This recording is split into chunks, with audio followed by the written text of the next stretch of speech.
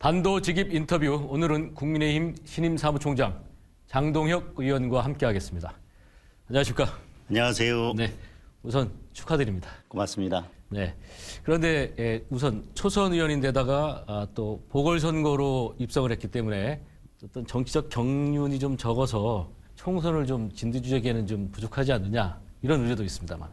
그런 우려가 있는 것을 잘 알고 있습니다. 근데 어쩌면 공천 과정에서는 그것이 단점이 될 수도 있고 또 장점이 될 수도 있다고 생각합니다. 정치 경험이 짧다는 것은 그만큼 정치적으로 얽혀 있는 게 많지 않고 또 정치적으로 빚진 것이 없기 때문에 공정하게 공천을 관리해야 된다는 입장에서는 또 그게 장점이 될 수도 있고요. 경험이 부족하다는 것은 다른 분들의 의견을 많이 들으면서 채워나가겠습니다. 그래서 마음도 열고 귀도 열어놓고 또 선배님들의 많은 조언을 구하도록 하겠습니다. 국민의힘이 총선 직전에 비상대책위원회를 꾸린 것은 그만큼 당에 개선할 점이 많기 때문이라고 보는데, 지도부로서 어떤 점이 가장 큰 문제점이라고 보시는지.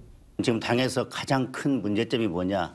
결국은 국민들의 마음에 맞는, 그리고 또 국민들이 원하는 정책을 내는 것이 정부 여당의 역할인데, 국민들에게 야당과 맞서 싸우는 모습은 보여줬지만 여당으로서 여당답게 정책적인 접근은 좀 부족했던 것이 아닌가. 그래서 이제 국민들의 삶을 살피고 민생을 살피고 정부 여당으로서 해야 될 역할을 하는 것이 지금의 가장 큰 과제라고 생각합니다. 한 발 좀 더 나아가서 대통령실과의 어떤 관계가 너무 수직적으로 할 말을 못하지 않았냐는 얘기도 많습니다. 지금 비대위 전에도 그리고 비대위 이후에도 그런 목소리가 있는 것을 알고 있고 또 여론에서도 그런 비판들을 하고 있는 것을 잘 알고 있습니다. 비대위원장님 또 그리고 다른 원내 지도부와 상의해 가면서 국민들께서 어떤 지점에서 그런 생각을 하고 계신지 잘 살피고 그런 문제가 있다면 어떻게 풀어갈지 고민을 하겠습니다.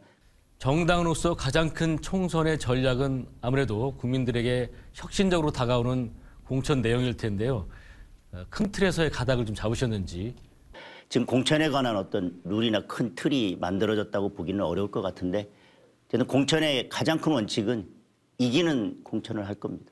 그리고 원칙과 기준에 맞는 공천, 그리고 변화와 쇄신도 필요하지만 또 거기에 변화와 안정을 균형 있게 맞추는 공천을 하겠습니다.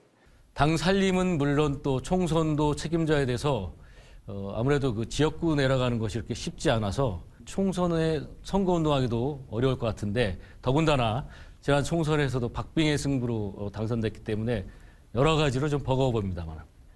이제 사무총장이 되면 이제 더 일이 많아져서 지역에 자주 못 갈 것이기 때문에 그 부분이 우려되는 부분이기도 합니다. 그런데 아마 또 지역민들의 많은 또 그 마음은 사무총장으로서 정말 일을 잘 해내고 국민의힘 이번에 총선 승리할 수 있도록 힘을 모으고 거기에 집중하라는 마음도 있으실 거라고 생각하고, 그런 측면에서 제 빈자리를 지역민들의 그런 응원으로 채워주시지 않을까 하는 생각입니다. 네, 국민의힘 지도부가 비대위원장과 또 사무총장 그리고 공천관리위원장까지 모두 법조인에 대해서 부정적으로 보는 시각도 만만치 않습니다. 어쨌든 개인적인 그런 관계에 의해서 영향받지 않을 분, 공정하게 공천할 분을 모시다 보니까 각각 지금 우리 당의 상황에 맞는 분, 그리고 그 자리에 맞는 분들을 모셔오다 보니까 결과적으로 이렇게 법조인이 다 된 것 같습니다. 네, 오늘 말씀 고맙습니다. 고맙습니다.